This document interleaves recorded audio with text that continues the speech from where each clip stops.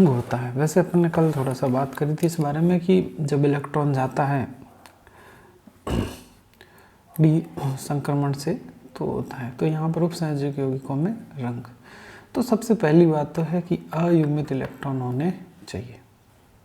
तो होता क्या, मान लो ये मेटल है, मेटल के ऊपर क्या पड़ता है, प्रकाश पड़ता है। मेटल के ऊपर प्रकाश पड़ा तो प्रकाश का कुछ भाग अवशोषित हो जाता है, बाकी भाग उत्सर्जित होता है। जो उत्सर्जित होता है प्रकाश का भाग या ऊर्जा, उस ऊर्जा का अपन को जो है वो पूरक रंग यहाँ पर दिखाई देता है।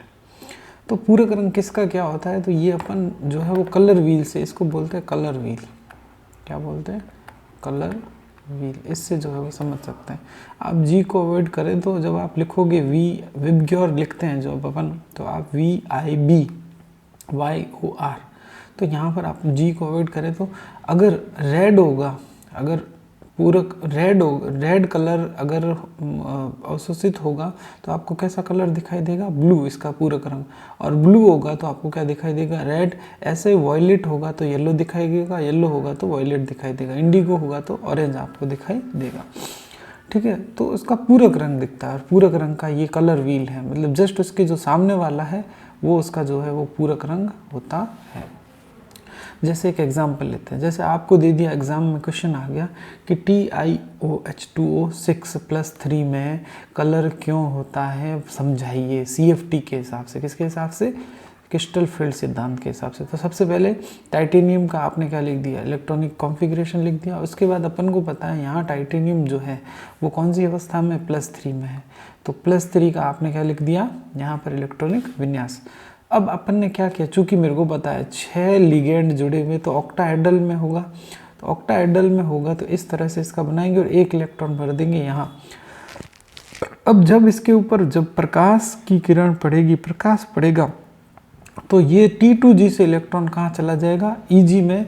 और ये पीले हरे क्षेत्र का क्या करता है, अवशोषण। और इसका जो पूरक रंग होता है, ये देखो आप, अवशोषण जो होता है ये पीला, तो इसका वॉयलेट होता है, तो ये बैंगनी कलर, वॉयलेट मतलब बैंगनी कलर, इसका पूरक रंग अपन को बैंगनी कलर का ये दिखाई देता है। तो ये क्यों होता है, D से D, देखो ये भी D कक्षक है और ये भी D कक्षक है। यहाँ पर इलेक्ट्रॉन का क्या हो रहा है, स्थानांतर के कारण कलर होता है। और T2G से इलेक्ट्रॉन कहाँ जा रहा है, EG में। ठीक है, तो इस तरह से जो है अपन को कलर दिखाई देता है। फिर उपसंयोजक यौगिकों के गुण और उपयोग, ये आपको याद ही करने हैं। ये कई बार ये क्वेश्चन पूछा गया है कि सिस प्लेटिनम का उपयोग ट्यूमर मतलब कैंसर, ये ध्यान रखना, ट्यूमर का मतलब होता है कैंसर के उपचार में या निदान में किया जाता है। शरीर में कॉपर की अधिकता को कम करने के लिए डीपेनिसिल एमीन से क्रिया कराई जाती है। डीपेनिसिल एमीन लिगेंड का काम करेगा जो कॉपर से जुड़कर फिर वो पेशाब के द्वारा बाहर आ जाता है। लेड जो शीशा होता है ना, शीशे शरीर के अंदर कैसे भी अगर शीशा चला गया किसी वजह से, जैसे धुएं से वगैरह से, तो उसको दूर करने के लिए EDTA को काम में लिया जाता है। और शरीर में अगर आयरन ज़्यादा हो तो उसे कम करने के लिए डेस्फेरिऑक्सिम बीटा काम में लिया जाता है। तो यहाँ पर सबसे इम्पोर्टेंट तो यही है, सिस प्लेटिनम का उपयोग कैंसर में किया जाता है। अब बात है जैव प्रणाली में। पेड़ पौधों में जो क्लोरोफिल होता है उसमें मैग्नीशियम +2 आयन का संकुल यौगिक है। वास्तव में क्लोरोफिल क्या है, मैग्नीशियम का संकुल यौगिक है। कई बार एग्जाम में पूछा गया है, मैग्नीशियम +2 का, जो प्रकाश संश्लेषण की क्रिया में सहायक होता है। अब अपन बात करते हैं हीमोग्लोबिन की। जो रक्त में हीमोग्लोबिन होता है वह Fe+2 आयन का संकुल है। किसका संकुल है, Fe+2 का संकुल है।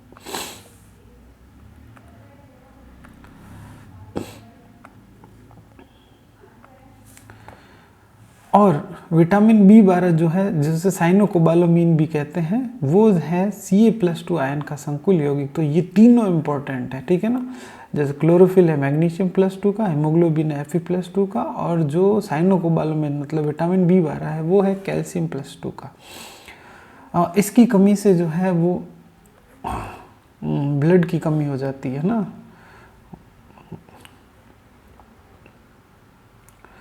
अब है उद्योगों में विल्किंसन उत्प्रेरक का उपयोग। इसका वास्तविक नाम क्या है, क्लोरिडो ट्रिस ट्राइफेनिल फॉस्फिन रोडियम फर्स्ट। तो कहने का मतलब है रोडियम का संकुल यौगिक है या एल्कीन का हाइड्रोजनीकरण करता है। तो पीछे मैंने लिख दिया रोडियम। तो ये एल्कीन का क्या करता है, हाइड्रोजनीकरण। एल्कीन जो होती है ना, ये जैसे ये क्या होगा, डबल बॉन्ड किसमें चेंज हो जाएगा, सिंगल बॉन्ड में, कुल मिला के इनका हाइड्रोजन जुड़ेंगे इससे। तो ये विल्किंसन उत्प्रेरक का उपयोग है। धातुओं की सतह पर Ag तथा Au की परत चढ़ाने के लिए निम्न संकुल काम में लेते हैं, AgCN2- और AuCN2-। ये धातुओं की सतह पर जो है Ag और Au परत अगर अपन को चढ़ानी है तो काम में लेते हैं। Ag और Au का निष्कर्षण भी किया जाता है, तो इसके लिए भी संकुल यौगिक का निर्माण किया जाता है। धातु निष्कर्षण में अशुद्ध निकल का शोधन मांड विधि से करते हैं। मांड विधि के अंदर भी जो है वो संकुल यौगिक का उपयोग किया जाता है। फोटोग्राफी फिल्म नेगेटिव पर AgBr के कण लगे होते हैं, ठीक है ना, इसको कण कर देना, क्या लगे होते हैं, कण लगे होते हैं। इस फिल्म को हाइपो के विलयन में डुबो देते हैं, जिससे AgBr के कण हट जाते हैं। तो जो आपने पुराने ज़माने में ये नेगेटिव फिल्म आपने देखी होगी, इस फिल्म ये ब्लैक होती है, जैसे ही प्रकाश इसके ऊपर पड़ता है तो जो है वो AgBr जो है वो यहाँ से AgBr बन जाता है, और फिर जब पानी में डालते हैं हाइपो के विलयन में तो AgBr कण यहाँ से हट जाते हैं। तो आपको वो फोटो दिखाई देता है। गुणात्मक विश्लेषण में अगर अपन देखें तो निकल +2 आयन डाईमेथिल ग्लाइऑक्सिम DMG से क्रिया करके संकुल यौगिकों का निर्माण करते हैं, जिससे निकल +2 आयन की पहचान की जाती है। कठोर जल में उपस्थित कैल्शियम +2 आयन व मैग्नीशियम +2 आयन की पहचान EDTA द्वारा की जाती है, क्योंकि यहाँ पर ये क्या बनाते हैं, संकुल बनाते हैं। अब एक चीज़ शुरुआत की थी वो रह गई थी, वो तो अपन देखेंगे, वर्नर सिद्धांत। जब इनकी खोज नहीं हुई थी संकुल यौगिकों की, तब सबसे पहले वर्नर ने सिद्धांत दिया था इनके बारे में, इन यौगिकों के बारे में, कि भाई आयनों की जो है वो दो संयोजकताएं होती है, एक प्राथमिक और एक होती है द्वितीयक। प्राथमिक जो संयोजकता होती है वो अनायनिक होती है। कैसी होती है, अनायनिक।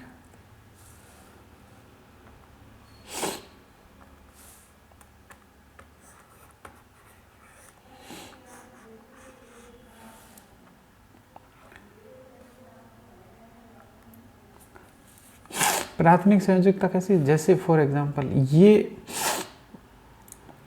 ये मेरी जो भी बाहर होगी, चाहे इधर हो और चाहे इस साइड हो, संकुल यौगिक के बाहर सारी संयोजकता क्या होगी, आयनिक होगी। आयनिक का मतलब है पानी में डालने पर सारे आयन जो है वो अलग अलग हो जाएंगे। तो ये कैसी है, आयनिक संयोजकता है, प्राथमिक, ये वाली प्राथमिक है ना, ये जो बाहर होंगी, चाहे इधर हो चाहे इधर हो।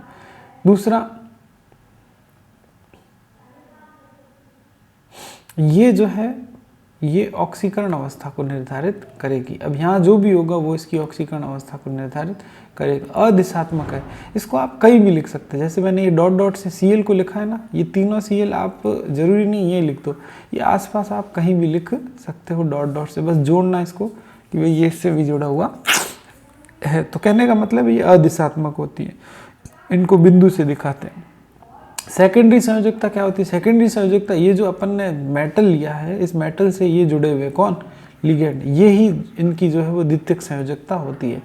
तो 6 लिगेंड जुड़े हुए, इसका मतलब इनकी द्वितीयक संयोजकता कितनी है, 6 है। यह उपसंयोजन संख्या का निर्धारण करती है। उपसंयोजन संख्या कितनी है इसकी, 6 बंद बनाते हैं तो उपसंयोजन संख्या कितनी होगी, 6। दिशात्मक होगी क्योंकि ये शेप बना रही है, एक ये इसमें योगदान दे रही है, किसमें, शेप में, जबकि ये योगदान नहीं दे रही है शेप में। शेप में योगदान कौन दे रहा है, लिगेंड दे रहे हैं, अमोनिया दे रहा है। तो ये कैसी होगी, दिशात्मक होगी, और ये कठोर लाइन से दर्शाई जाती है। इस पर आधारित एक दो अपन क्वेश्चन देखें अगर, तो देखो, अगर किसी भी चीज में आयनों की संख्या ज्यादा होगी तो चालकता भी क्या होगी, ज्यादा होगी। और एक बात, जितने Cl- होंगे उतने ही AgCl का अवक्षेप होगा। अगर मैं उस यौगिक को किस में डुबोऊं, AgNO3 विलयन के अंदर मैं क्या करूं, उस विलयन को मैं डुबोता हूं। तो अपन एक क्वेश्चन करते हैं। ये क्वेश्चन क्या है, आपको दे रखा है, मान लो ये, अब आपको इससे क्या बनाना है, यौगिक बनाना है। कौन सा, संकुल यौगिक। तो आपको कुछ नहीं करना है, ब्रैकेट में लिखना है। अपन को पता है यहाँ पर कौन है, मेटल क्रोमियम है, तो क्रोमियम लिख दिया। अब आपको सबसे पहले देखो 2 लिगेंड है अपने पास, एक नेगेटिव लिगेंड क्लोराइड भी है और अमोनिया भी है, तो पहले आपको जो है उदासीन लिगेंडों को लिखना है। अधिकतम 6 लिगेंड इसके साथ आपको लेने हैं, तो मैंने यहाँ पर लिख दिए ये 6 लिगेंड इसके साथ, ये हो गया बंद। पीछे क्या बचा, क्लोराइड, तो तीनों क्लोराइड को मैंने लिख दिया बाहर। तो अब मैं इसको पानी में डालूंगा, किसको, CrNH3 और ये Cl3 को। जब मैं पानी में डालूंगा तो यहाँ पर 2 आयन मेरे को मिलेंगे, एक तो ये मिलेगा पूरा संकुल CrNH3 6+3 और 3 मिलेंगे मुझे क्लोराइड। तो कुल मेरे को एक बात बताओ, कुल मेरे को कितने आयन मिले, कुल मेरे को मिले 4 आयन, 1 आयन ये और 3 आयन ये। क्लोराइड मेरे को कितने मिले, 3 क्लोराइड मिले। तो जब मैं इस विलयन में क्या डालूंगा, AgNO3, क्या डालूंगा, AgNO3 डालूंगा, तो AgNO3 का Ag जो है वो Cl से अभिक्रिया करके क्या बना देगा, AgCl। तो कितने Cl है, 3 Cl है, तो अगर मेरे को कितने AgNO3 लेने पड़ेंगे, 3, तो AgCl भी कितने मिलेंगे यहाँ पर, 3। ठीक है, अगला आ जाओ। सबसे पहले मैंने क्या कहा, उदासीन को लेना है, तो ये लो भाई Cr, ये NH3 कितने हैं मेरे पास, अभी 5 है, तो पहले 5 को सेट कर देता हूँ। कुल 6 करने हैं, तो अब मेरे को एक क्लोराइड भी लेना पड़ेगा। ये हो गए कुल लिगेंड 6 और पीछे क्लोराइड बचे 2, तो मैंने यहाँ पर लिख दिए। अब देखो, अब इसका भी वही चीज़ करेंगे, क्या करेंगे,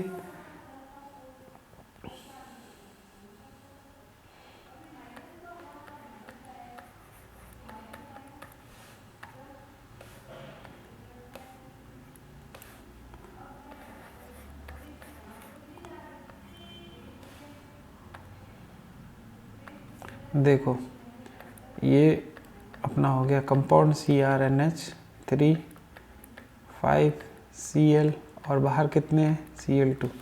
तो एक अपना कंपाउंड क्या हो गया, कौन सा हो गया, जब अपन इसको किस में डालेंगे, विलयन के अंदर डालेंगे, तो जल के अंदर या विलायक के अंदर जब डालेंगे तो क्या होगा, देखो एक तो मेरे को आयन मिल गया ये CrNH3 5Cl, एक आयन ये मिल गया और 2 मिल गए मेरे को क्या, क्लोराइड, है ना। अब 2 क्लोराइड के लिए AgNO3 कितने लूँगा, 2, और मेरे को कितने AgCl मिलेंगे, 2। तो सीधा सीधा इसको देख लो, कुल आयन कितने हुए, 1 ये और 2 ये, कुल आयन हो गए 3। Cl माइनस की संख्या कितनी है यहाँ पर, 2। AgCl कितना मिलेगा, जितने Cl होंगे उतने AgCl मेरे को मिलेगा जब मैं इसकी AgNO3 से अभिक्रिया कराऊंगा।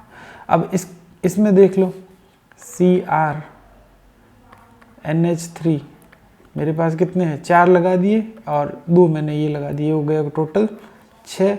और Cl कितने मेरे को मिलेंगे, 1, है ना, ये 1 Cl मैंने ले लिया बाहर। अब मेरे पास जो विलयन में डालने पर मेरे को क्या मिलेगा वो देखते हैं अपन।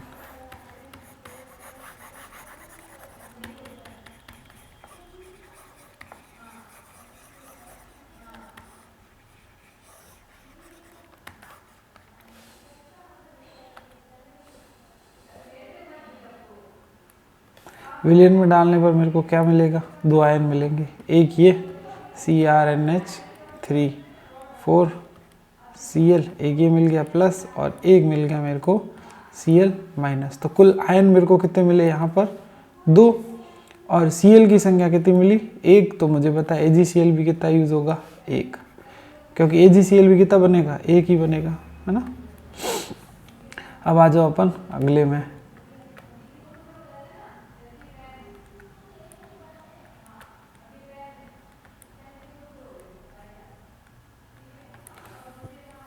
नेक्स्ट में देखो Cr लिख दिया यहाँ, Cl3 NH3 मेरे पास कुल कितने हैं, 3 है, तो कुल 6 तो यहाँ ही हो गए। तो यहाँ पर बताओ कोई आयन मिलेगा, कोई भी आयन मेरे को नहीं मिलेगा, 0। Cl मिलेगा, नहीं मिलेगा, ये भी नहीं मिलेगा। अब क्वेश्चन ये आता है कि इन चारों की चालकताओं का क्रम क्या होगा। तो जिनमें आयन ज़्यादा होंगे उनमें चालकता भी क्या होगी, ज़्यादा। तो सबसे ज़्यादा चालकता किसकी हो जाएगी, इसकी, है ना। फिर थोड़ी कम किसकी होगी, इसकी, क्योंकि इसमें आयन कितने हैं 3, फिर थोड़ी और कम इसमें होगी, और इसकी चालकता बिल्कुल भी नहीं होगी क्योंकि इसमें आयन है ही नहीं। इस तरह से जो है वो ये क्वेश्चन करना है। एक क्वेश्चन जो बुक में दे रखा है कि जलीय विलयनों में किए गए निम्नलिखित प्रेक्षणों के आधार पर निम्नलिखित यौगिकों में धातुओं की द्वितीयक संयोजकता बताइए। द्वितीयक संयोजकता से क्या मतलब है? द्वितीयक संयोजकता से मतलब है जो इस कोष्टक के जो बाहर होती है ना, ये जिसको अपन ने आई लिखा था या कुछ भी लिखो, ये जो बाहर वाली है इसे द्वितीयक संयोजकता बोला है ना, इसकी संख्या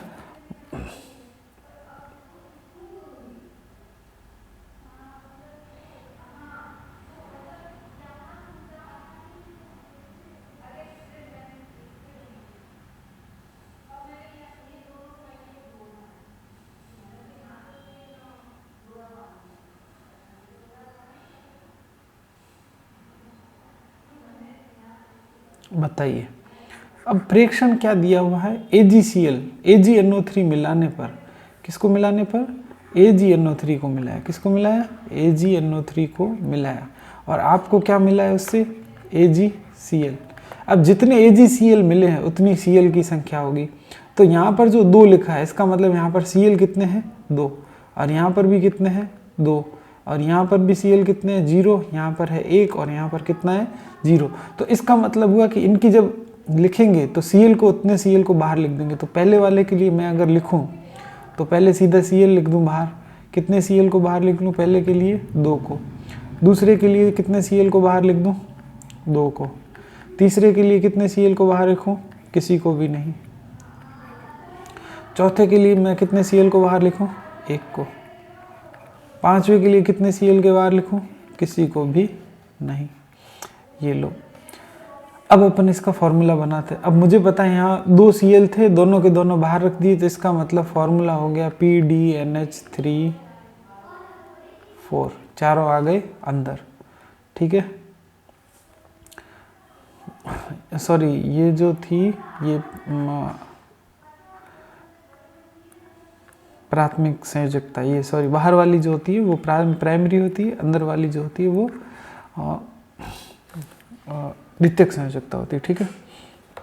बाय मिस्टेक, सॉरी इसके लिए, इसका ध्यान, जो अंदर वाली होती है ना, मतलब जितने उपसंयोजक बनते हैं उसको जो है द्वितीयक संयोजकता कहते हैं।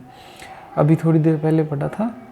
तो अब देखो अपन ने ये फॉर्मूला बना दिया, तो यहाँ पर आप देखो कितनी है संयोजकता, कितने अमोनिया जुड़े हुए हैं 4, तो इसकी संयोजकता कितनी हो गई, द्वितीयक संयोजकता 4 हो गई। अब आ जाते हैं दूसरे में। दूसरे में मुझे पता है कितने Cl बाहर है 2, और D कितने रखे 2, दोनों ही बाहर है। तो इसका मतलब है कि Ni के साथ सारे के सारे क्या जुड़े हुए हैं, H2O कितने हैं 6 जुड़े हुए हैं। इसके मतलब इसकी संयोजकता कितनी हो गई 6। नेक्स्ट में कितने Cl बाहर रखे हैं, 0 Cl बाहर रखे हैं, है ना। तो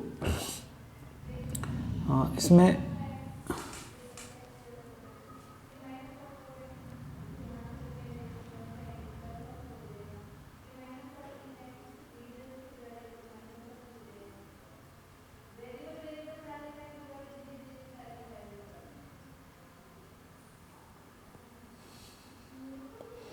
मतलब कोई भी Cl बाहर नहीं है।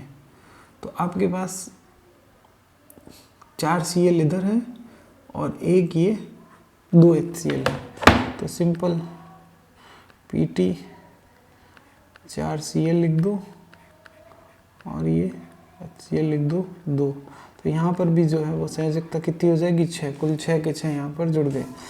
और चौथे के अंदर आप देखो एक Cl जो है वो बाहर है, तो 3 Cl दे रखे, 3, एक Cl बाहर कर दिया अपन ने, तो ये CO 3 Cl इधर, बाकी 3 ने 2 Cl, एक बाहर ले लिया अपन ने, और ये आ गया अमोनिया कितने हैं 4, ये NH3 4, तो 4 और 2 यहाँ पे हो गए, ये कितने 6, तो इसकी संयोजकता कितनी हो गई 6। फिर आगे है 0, तो सारा मामला क्या होगा, अंदर होगा Cl2 NH3 2, तो 2 और 2 4, तो कहने का मतलब कितने हो गए, यहाँ पर हो गए 4। तो इस तरह से इस प्रकार के क्वेश्चन करने हैं। फिर आते हैं समावयता। समावयता का मतलब है कि दो या दो से अधिक ऐसे यौगिक जिनका अणुसूत्र समान होगा, मतलब अणु उसमें परमाणु वगैरह सब कुछ क्या होंगे, एक जैसे होंगे। अणुभार सीधी सी बात है, अणुसूत्र समान होगा तो अणुभार भी क्या होगा, समान होगा। परंतु संरचनात्मक सूत्र या ज्यामिति या प्रकाशिक गुण है ना, ये जो होंगे ये क्या होंगे, भिन्न भिन्न होंगे। तो ऐसे अणुओं को जो है वो समावयवी कहते हैं और ऐसे गुण को जो है वो समावयता कहते हैं। ठीक है ना। तो संरचनात्मक सूत्र का मतलब होता है कि संरचनात्मक सूत्र मान लो अलग अलग हो, है ना। ज्यामिति का मतलब होता है, संरचनात्मक सूत्र का मतलब होता है संरचना अलग अलग हो, सब कुछ समान है लेकिन संरचना अलग है। ज्यामिति का मतलब है कि इनकी जियोमेट्री है, हाँ, त्रिविम में जो अणुओं की व्यवस्था है, त्रिविम का मतलब है 3D में अणुओं की जो व्यवस्था है वो अलग अलग हो, अणुओं की व्यवस्था क्या हो, अलग अलग हो। प्रकाशिक गुण का मतलब है कि ध्रुवणमापी में इनका जो प्रकाशिक गुण है वो क्या आ जाए, अलग अलग आ जाए। प्रकाशिक गुण अगर अलग अलग आ जाए तो ये प्रकाशिक गुण क्या होता है ये मैं आगे बताऊंगा। तो सबसे पहली अगर अपन बात करें संरचनात्मक समावयता में, तो इसका अगर अपन को परिभाषा लिखनी है तो क्या लिखेंगे कि दो या दो से अधिक यौगिक है ना, जिनके अणुसूत्र समान हो तथा अणुभार भी समान होंगे, संरचनात्मक सूत्र अलग अलग होंगे, तो ऐसे समावयवों को संरचनात्मक समावयवी कहते हैं। इनमें 4 प्रकार की समावयता जो है वो अपने सिलेबस में है, वैसे तो कई प्रकार की होती है, फिर 4 प्रकार की जो अपने सिलेबस में देखिए। पहली समावयता है बंधन समावयता। इसमें क्या होता है कि अणुसूत्र समान होते हैं, संरचनात्मक सूत्र भी, संरचनात्मक सूत्र अलग होते हैं। किसका अलग होता है, इसमें अलग होता है लिगेंड का, और ये उभय दंतुक लिगेंड में पाया जाता है। जैसे आप इस फॉर्मूले में देखो CONH3 NO2 Cl2, यहाँ क्या होता है, ये कोबाल्ट जो है वो NO2 के N से जुड़ा हुआ होता है ना। है यहाँ पर भी NO2, लेकिन यहाँ पर जो कोबाल्ट है NO2 के O से जुड़ा हुआ होता है, इसलिए इसे बंधन समावयता कहते हैं, क्योंकि ये जो जुड़ा हुआ है, बंधन जहाँ हो रखा है, ये अलग अलग अणुओं से होता है। आयनिक समावयता की बात करें तो अणुसूत्र दो अणुओं के अणुसूत्र वगैरह परमाणु सब समान है। जैसे देखो ये वाला एग्जांपल लिया अपन ने,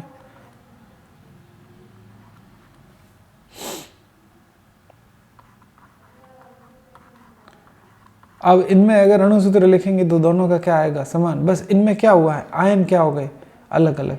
यहाँ पर आयन क्या आ रहा था Br, यहाँ पर क्या आ रहा है SO4। तो ऐसे समावयवों को अपन जो है वो आयनिक समावयता कहते हैं। अगला देखो उपसंयोजन समावयता।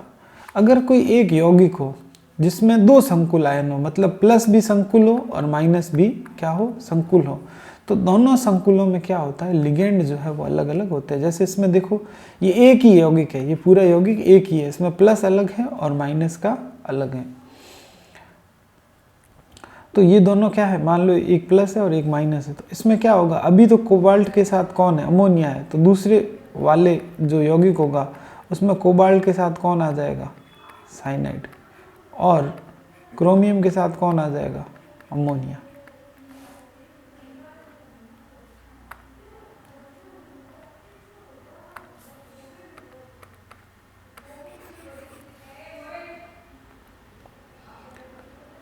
ये देखो, तो यहाँ पर क्रोमियम के साथ कौन आ गया, अमोनिया आ गया।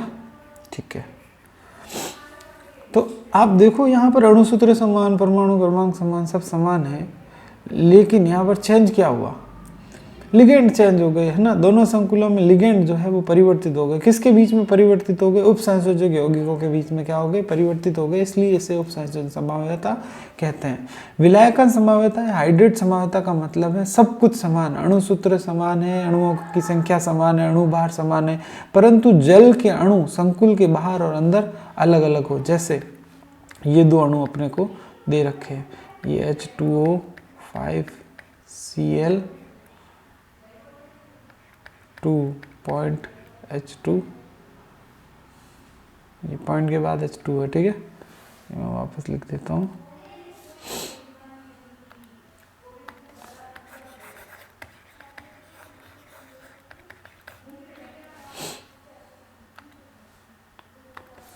ये लो वापस लिख देता हूँ, ये CrH2O5, एक Cl आ गया इधर अंदर आ गया, ये Cl कहाँ आ गया अंदर, और एक H2O कहाँ चला गया बाहर, तो ये Cl2.H2O। तो आप देखो यहाँ पर पानी के अणु जो है वो बाहर आ गए, तो क्या हो गया हाइड्रेट, पानी को क्या बोलते हैं हाइड्रेट, तो इसलिए इसको जो है वो विलायक के अणु या विलायकन संभाव्यता या हाइड्रेट संभाव्यता भी जो अपन को इसको कहते हैं। अब अपन बात करते हैं ज्यामितीय संभाव्यता की। तो मैंने आपको क्या कहा था, अणुसूत्र समान होता है, अणुओं की संख्या समान है, अणु भार समान होगा, लेकिन ज्यामिति जो है वो अलग अलग होगी।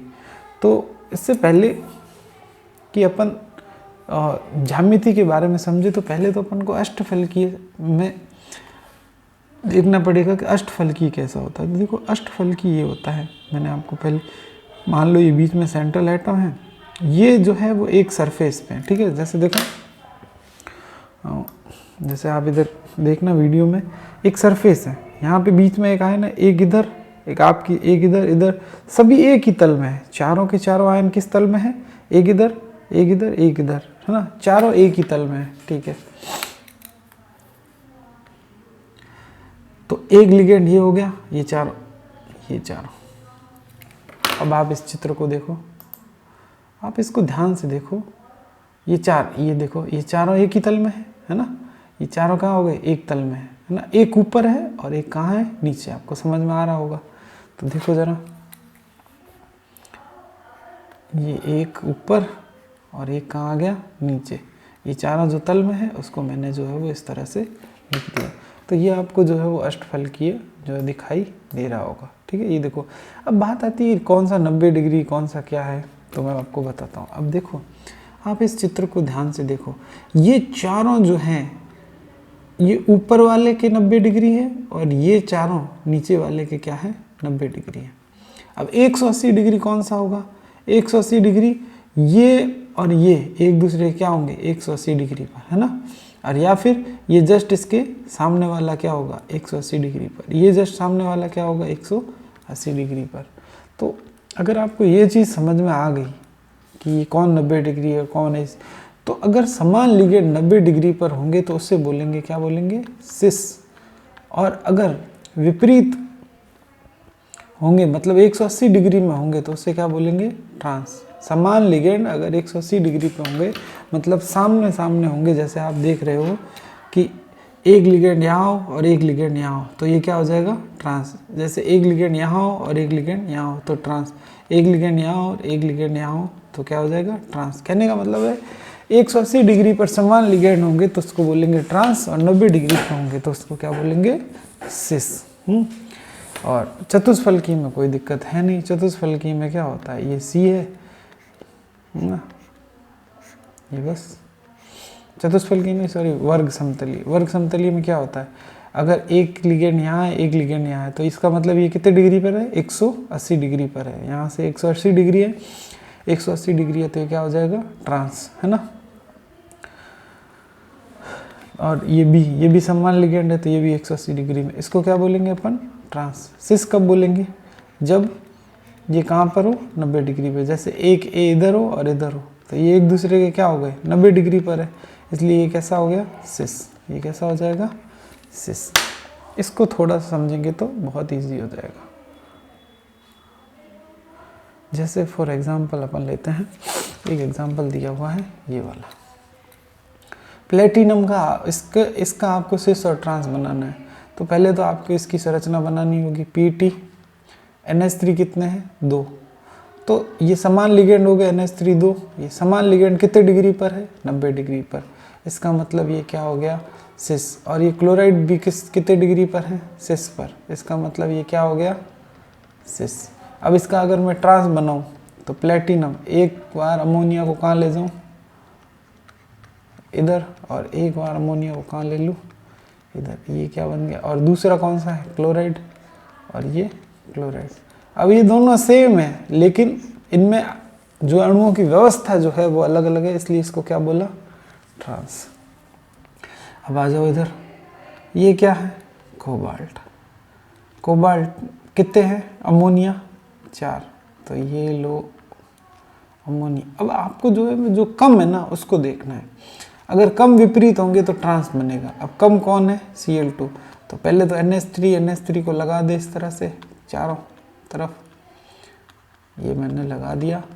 अब एक ऊपर और एक कहाँ लगाना है? नीचे। तो ये ऊपर लगा दिया एक Cl को और दूसरा लगा दिया दूसरे Cl को, ये है ट्रांस। अब आप कहोगे सर NH3 तो 90 डिग्री पे है, फिर ये तो सिस होना चाहिए। नहीं, अगर अष्टफल की बहुत सारे जो लिगेंड एक जैसे हैं जो असमान है, फिर अपन किसको देखेंगे? असमान को। असमान कौन है? क्लोराइड। अब ये क्या हो जाएगा? ट्रांस। तो इसका सिस कैसे बनाएंगे? तो देखो इसका सिस इस तरह से बनेगा। इसे एक को हटा दूं, इसे एक को हटा दूं,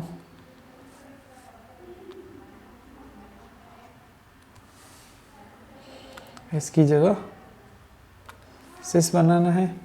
तो ये एक Cl रख दूँ यहाँ पे। अब ये Cl और ये Cl एक दूसरे क्या है? 90 डिग्री है। और बाकी जो है वो क्या लगा दूँ? NH3 पहले से ही है और ये यहाँ पे क्या लगा दूँ? NH3। अब ये जो है वो कौन सा है? सिस। तो इस तरह से आपको क्या बनाना है? सिस और ट्रांस। फिर इसका अब ये En2 क्या है? Ethylene diamine. ये क्या है? Ethylene diamine. ये मैंने आपको बताया था। इसका फॉर्मूला क्या होता है? कार्बन कार्बन NH2 ये फॉर्मूला होता है ना। अब ये शॉर्ट फॉर्म भी आपको याद रखनी पड़ेगी। अब देखो, अब आपको किसको देखना है? इसको Cl को, क्योंकि यही अलग है। ये द्विदंतुक लिगेंड होता है तो ये दो जगह से काटेगा, एक नाइट्रोजन और नाइट्रोजन। तो अपन एक बार कटवा के देखते हैं। तो ये नाइट्रोजन इसका इधर और ये इधर, और इसको मैं सीधा पूरा फार्मूला ना लिख के सीधा क्या लिख दूँ? En। ऐसे ही दूसरी तरफ, चूँकि ये द्विदंतुक लिगेंड है दो जगह से काटेगा, पूरा फार्मूला ना लिख के मैं क्या लिख दूँ? तो ये। अब ऊपर और नीचे वाला बचा, तो ऊपर कर दो एक Cl और नीचे कर दो ये एक Cl। ये कौन सी फॉर्म हो गई? ये हो गई ट्रांसफॉर्म। कौन सी फॉर्म हुई? ट्रांसफॉर्म। अब देखो, इसी की सिस फॉर्म बनानी है, तो इसी की सिस फॉर्म बनानी है तो क्लोराइड और क्लोराइड को किस पर लाना होगा अपन को? 90 डिग्री पर, है ना। तो चलो कोशिश करते हैं। ये CO, ये Cl। अब देखो ये क्लोराइड। अब ये सिस तो बन गया, बाकी मामला कैसे आएगा? देखो जरा। अब ये जो En आएगा, इसका एक N इधर और एक N इधर, ये एक En इस तरह से जुड़ जाएगा और दूसरा En इस तरह से जुड़ जाएगा। ये कौन सा हो जाएगा? सिस, क्योंकि क्लोराइड और क्लोराइड के बीच में जो है वो 90 डिग्री का कोण आ गया। तो द्विदंतुक लिगेंड वगैरह हो तो आपको ऐसे देखना। एक स्पेशल फॉर्म होती है फेक और मर समावयवी की। ये फेक और मर कब होते हैं? जब आपके जो अपन लेते हैं ना कंपाउंड, उसमें क्या होता है तीन लिगेंड एक जैसे हो। जैसे फॉर एग्जांपल ML3 और X3, मतलब L अलग प्रकार का लिगेंड है जो 3 है और X अलग प्रकार का लिगेंड है जो कितना है? 3 है। तो आप यहाँ देखो अमोनिया भी 3 है और NO2 भी कितने हैं? 3 है। तो यहाँ पर जो है सिस ट्रांस नहीं बनेंगे, यहाँ पर बनेंगे फेक और मर समावयवी, जो कि अपन ने बुक से लिया हुआ है। तो आप देखो ये 3 NH3 इस तरह से लगे हुए हैं, ठीक है। ये आप देखो ये एक ही तल में है, 2 NO2 2 NH3, ये एक ही तल में, और ये ऊपर है NH3 ये वाला, और ये NO2 है नीचे। ये एक ही फेस पर है, तो इस फेस को जो है वो क्या किया गया है? रेड। तो इसको बोलते हैं फेसियल, है ना।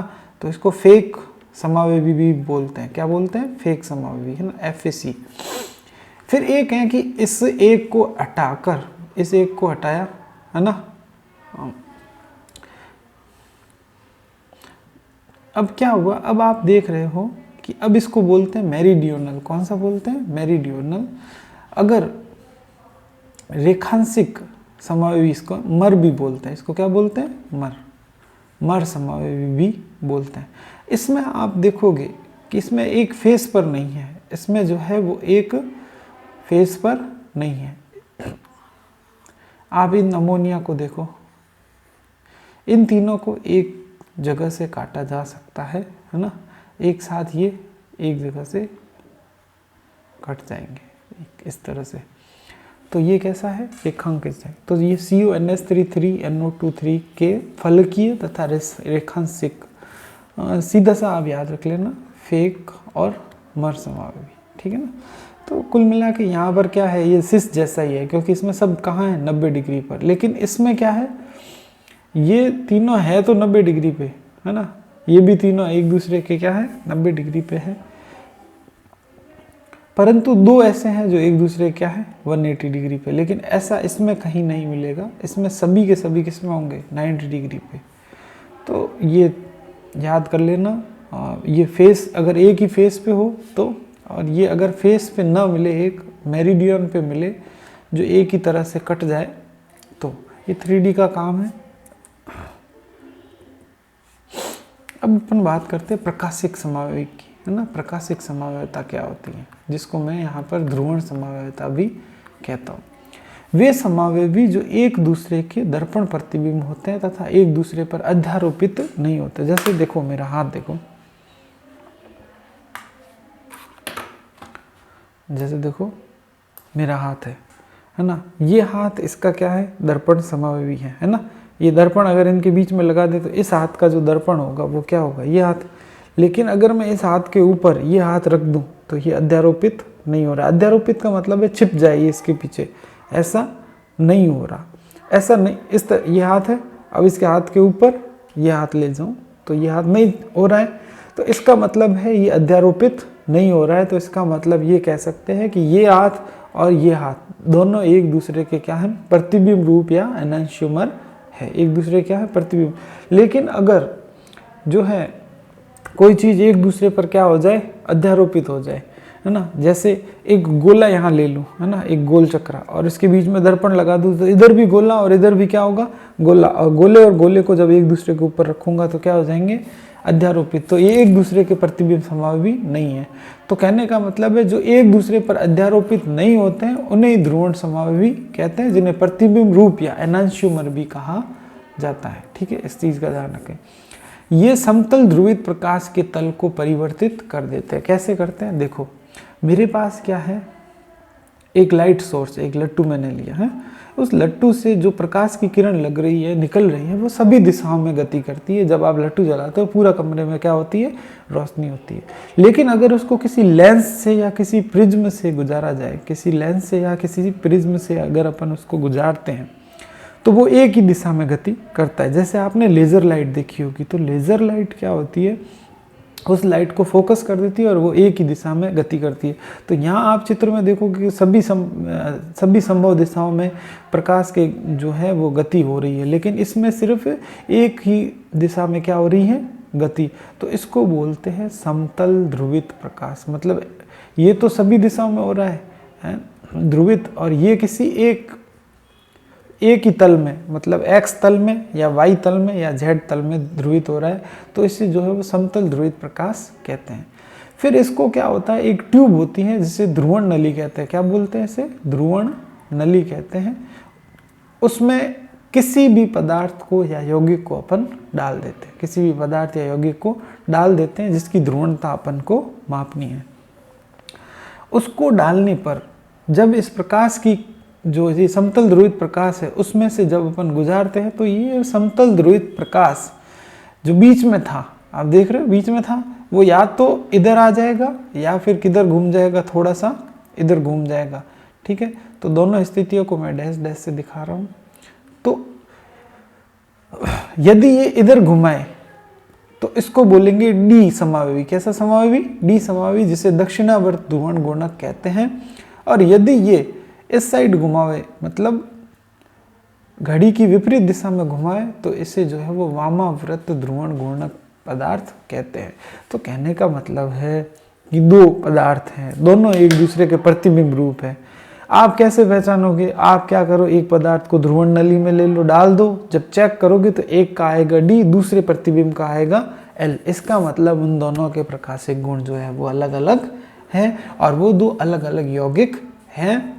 किस रूप में, ऐसे वो सेम होंगे, पर वो प्रकाशिक रूप में वो दोनों क्या होंगे, अलग अलग होंगे। ठीक है, एक को बोलेंगे डी, छोटा डी, और एक को बोलेंगे छोटा एल। डी मतलब दक्षिणावर्त ध्रुवण घूर्णक और एल का मतलब है वामावर्त ध्रुवण घूर्णक। अब बात आती है कायरल यौगिक किसे कहते हैं। एक बात इंपॉर्टेंट है कि वे ही यौगिक प्रतिबिंब रूप होते हैं जो कायरल यौगिक होते हैं। और कायरल यौगिक कौन से होते हैं, जिनका प्रतिबिंब रूप एक दूसरे पर अध्यारोपित नहीं होता। अध्यारोपित का मतलब है एक दूसरे को पूरी तरह से ढक अगर दे तो उसको अध्यारोपित बोलेंगे। अध्यारोपित नहीं होता है तो कायरल होगा। ये पॉइंट जरा थोड़ा सा ध्यान रखने योग्य है कि अध्यारोपित नहीं होगा तो यौगिक कायरल होगा, तो ही उसमें प्रकाशिक गुण होगा, अन्यथा प्रकाशिक गुण नहीं होगा। तो कहने का मतलब है प्रकाशिक गुण के लिए एक शर्त है। वो क्या शर्त है कि भाई अध्यारोपण नहीं होना चाहिए, एक दूसरे को ढकना नहीं चाहिए, अध्यारोपण नहीं होना चाहिए। तो एक एग्जाम्पल दिया हुआ है कि भैया इसके प्रतिबिंब रूप बनाओ। तो इसके प्रतिबिंब रूप अगर अपन बनाए CO EN, तो CO EN3 मतलब 6 2 है ना, 3 लिगेंड जुड़े हुए हैं। लेकिन चूंकि मुझे पता है ये द्विदंतुक लिगेंड है, तो मेरे पास ये कैसे बनाऊंगा, इसको बनाने का भी ध्यान रखना। ये EN एक, ये दूसरा EN, और ये कौन सा है, तीसरा EN।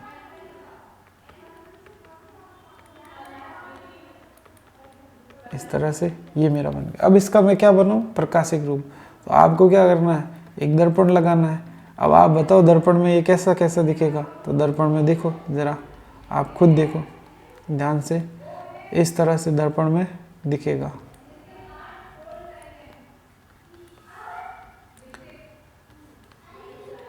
देखो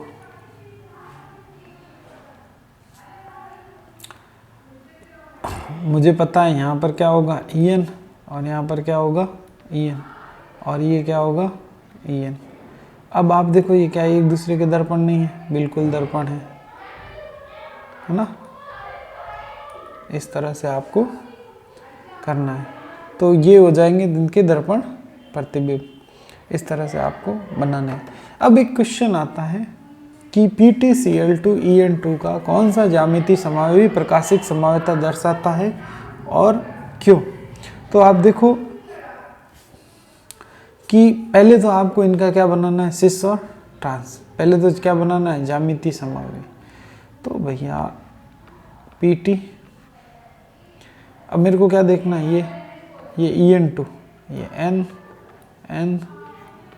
ये N, ये N, और ये क्या है EN, और ये क्या है EN, ये Cl, ये Cl।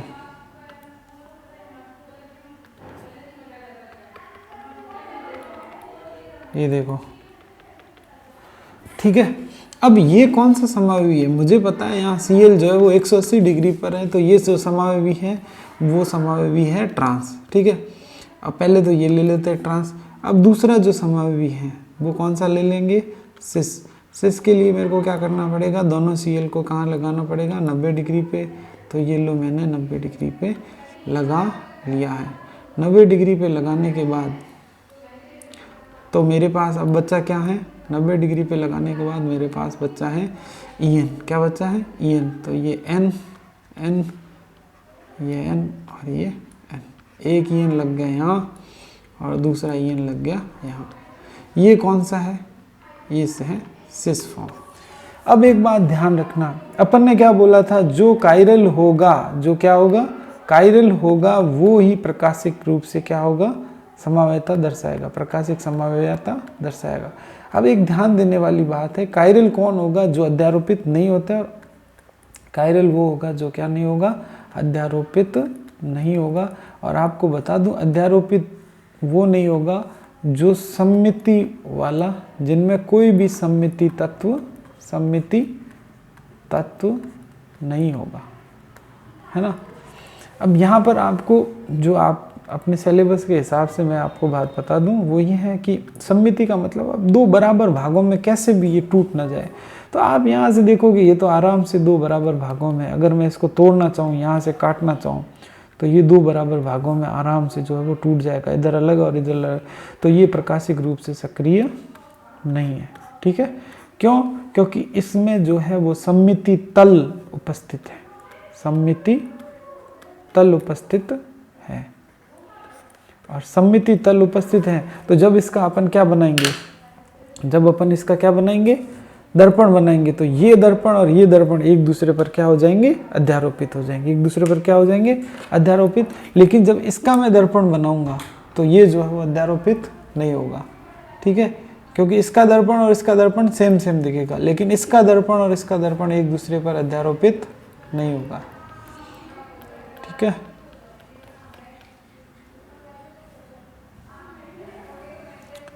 अगर आप इसका दर्पण बनाओगे तो इसका मतलब दर्पण बनेगा ये इस तरह से, है ना। तो ये आप इतनी सी प्रैक्टिस आप जो है वो दर्पण बनाने की इसकी कर लेना। इसका जो दर्पण बनेगा वो दर्पण सेम होगा, ठीक है ना, वो दर्पण सेम होगा, तो एक दूसरे पर ये अध्यारोपित हो जाएगा। नेक्स्ट क्वेश्चन है PtCl2NH32 प्रकाशिक समवायता क्यों नहीं दर्शाता है। अब देखो, पहली बात तो ये है PtCl2NH32 ये होता कैसा है, ये होता है Pt, ये Cl, ये Cl, ये NH3। अब चाहे इसका सिस बना दो, चाहे इसका क्या बना दो, ट्रांस बना दो। मान लो ये एक सिस है और ये क्या है, ट्रांस है। एक बना देता हूँ मैं यहाँ पर ट्रांस, Cl Cl, और ये क्या हो गया NH3 और ये NH3। तो आप देखोगे एक जस्ट लाइक आप सोच लो ये ताश का क्या है, कार्ड है, ताश का क्या है, पत्ता है। ये एक तरफ ये Cl लगा हुआ है, एक तरफ ये Cl, एक तरफ ये NH3 और एक ये तरफ NH3। इसमें ये यहाँ पर ये दूसरे कोने पर, तो एक हो गया सिस और एक क्या हो गया, ट्रांस। तो आप क्या करो, उस ताश के पत्ते को अगर बीच में से अगर अपन काटें, बीच में से काट सकते तो वो दो बराबर भागों में बढ़ जाता है। तो कहने का मतलब है इसमें इन दोनों में जो है वो क्या उपस्थित है, सममिति तल।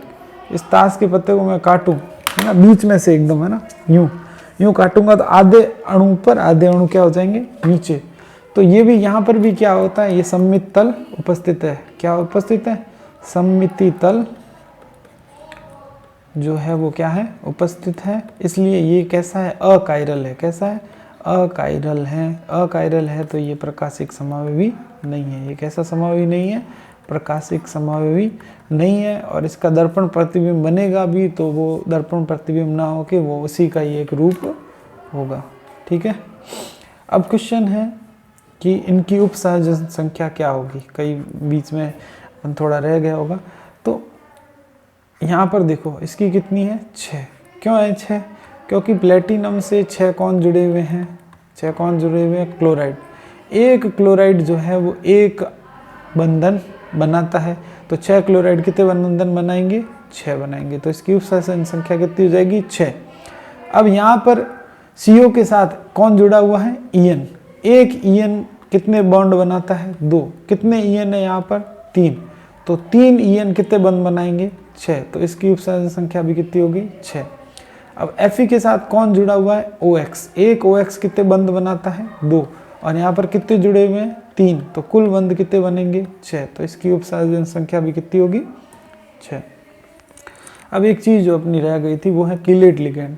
जो बहुदंतुक लिगेंड होते हैं, चाहे द्विदंतुक हो, चाहे त्रिदंतुक हो, चाहे चतुर्दंतुक हो, चाहे पंचदंतुक हो, बहुदंतुक लिगेंड एक धातु परमाणु से जुड़कर किसका निर्माण करते हैं, वलय का निर्माण करते हैं, जिसे कीलेट वलय कहते हैं। ऐसे यौगिकों का स्थायित्व क्या होता है, ज्यादा होता है। इन्हें जो है वो अपन कीलेट यौगिक कहते हैं। क्या बोलते हैं, कीलेट यौगिक कहते हैं। जैसे एक एग्जाम्पल दे रखा है अपन ने, एग्जाम्पल नंबर 1 और ये है एग्जाम्पल नंबर 2। एग्जाम्पल नंबर 1 में क्या है, CuEN2। अब एक EN जब जुड़ेगा तो ऑब्वियसली 2 जगह से जुड़ेगा। तो आप देखो ये क्या बना,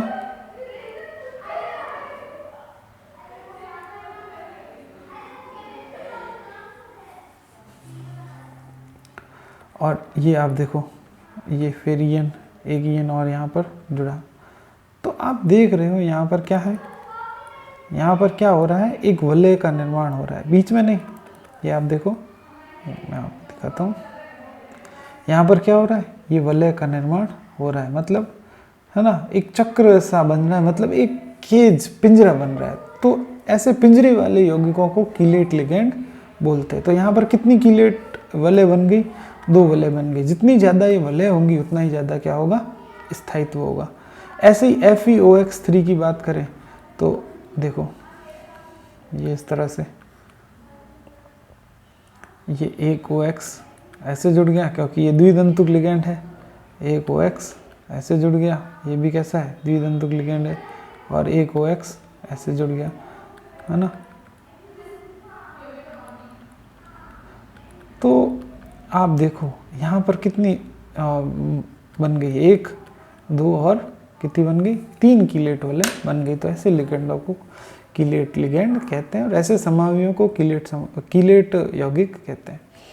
अब अपन बात करते हैं धातु कार्बोनिलों में बंधन। धातु कार्बोनिल का मतलब होता है कोई भी मेटल है और वो किससे जुड़ी हुई है, कार्बोनिल से जुड़ी हुई है। कार्बोनिल बोले तो CO के अंदर क्या होता है, 3 बॉन्ड होते हैं ऑक्सीजन और कार्बन के बीच में, तो ठीक है। और कार्बन में एक भरा हुआ जो है वो क्या होता है, जैसे ये मैंने सामान्य तो अपने क्या होते हैं, सामान्य कोई लिगेंड बंध बनाएगा तो सिर्फ एक बंध बनाएगा, लिगेंड 2 इलेक्ट्रॉन देगा किसको, मेटल को, तो ये सामान्य बंध हो गया, उपसंयोजक बंध। लेकिन कार्बोनिलों का जो बंधन होता है वो स्पेशल टाइप का होता है। तो मैंने मान लो एक लिख दिया मैंने यहाँ पे कार्बोनिल, जिसके 3 बंधन और यहाँ पर क्या है, ऑक्सीजन है। अब कार्बन के पास क्या है कि भरे हुए, ये जो मैंने ना जो डैश डैश करके रखा है ना, इसका मतलब ये कैसे कक्षक है, भरे हुए कक्षक है। कार्बन क्या करेगा, भरे हुए कक्षकों से इलेक्ट्रॉन देगा, ये मेटल है इसके कक्षक को, तो ये जो बंधन बनाएगा, ये बंधन ये sp कक्षक होगा और ये बंधन जो है वो कौन सा होगा, सिग्मा बंध होगा। मतलब लिगेंड और मेटल के बीच में एक बंधन बनेगा, वो कौन सा बनेगा, सिग्मा बंध। अब मेटल को जैसे ही इलेक्ट्रॉन देगा, मेटल पर क्या आ जाएगा, एक आंशिक ऋणावेश आ जाएगा। आंशिक ऋणावेश आएगा तो मेटल क्या करेगा, अपना चार्ज डिस्ट्रीब्यूट करने की कोशिश करेगा। तो मेटल के पास भरे हुए डी कक्षक हैं, ये भरे हुए डी कक्षकों को जो कार्बोनिल का है पाई कक्षक, पाई एंटी बॉन्डिंग कक्षक, उसमें इलेक्ट्रॉन डालेगा, तो ये एक प्रकार से पाई बॉन्डिंग का निर्माण करेगा। तो इस प्रकार से यहाँ पर 2 प्रकार के बंधन होते हैं, सिग्मा और दूसरा पाई बंधन। तो जितना ज़्यादा सिग्मा बंधन बढ़ेगा उतना ही ज़्यादा पाई बंधन बढ़ेगा, क्योंकि यहाँ से जितना ज़्यादा ये इलेक्ट्रॉन देगा कार्बोनिल किसको, मेटल को, उतना ही ज़्यादा मेटल वापस इलेक्ट्रॉन देगा किसको, कार्बोनिल के पाई एंटी बॉन्डिंग को। स्टार का मतलब है एंटी बॉन्डिंग, ये मैं आपको समझाऊंगा बाद में। इसको बोलते हैं पश्च आबंधन या सहक्रियाशीलता। मतलब सामान्य बंधन में तो क्या होता था, सामान्य बंधन में लिगेंड सिर्फ मेटल को देता था, लेकिन यहाँ पर लिगेंड मेटल को दे रहा है, फिर मेटल वापस किसको दे रहा है, लिगेंड को। तो इसको क्या बोलते हैं, सहक्रियाशीलता। एक दूसरे के साथ क्रियाशीलता से ये बंधन बहुत ज़्यादा मजबूत हो जाते हैं, जिसे इंग्लिश में बैक बॉन्डिंग भी कहते हैं। बैक का मतलब वापस से पुनः, बैक बॉन्डिंग, और हिंदी में इसे पश्च आबंधन भी कहते हैं। क्या बोलते हैं, पश्च आबंधन भी कहते हैं। तो समझ में आ गया होगा। फिर उसके बाद कुछ एग्जाम्पल दे रखे हैं इनके, जो आपको स्ट्रक्चर आनी चाहिए। NiCO4 की स्ट्रक्चर कैसी होती है ये अपन देख सकते हैं। ये Ni, ये CO, ये CO, और ये इस तरह से चतुष्फल की होती है। FeCO5 जो होता है वो इस तरह से होता है, ये CO, है ना, ये एक CO ऊपर और एक CO नीचे, 3 CO तो त्रिकोण त्रिभुज के रूप में। तो इसको अपन ने क्या बोला था, समतल त्रिकोणीय द्विपिरामिडी, है ना, त्रिकोणीय द्विपिरामिडी। CrCO6 जो है वो अष्टफल की होता है। ये CrCO, ये एक CO, ये एक CO, ये एक ऊपर CO और एक नीचे CO, इस तरह से।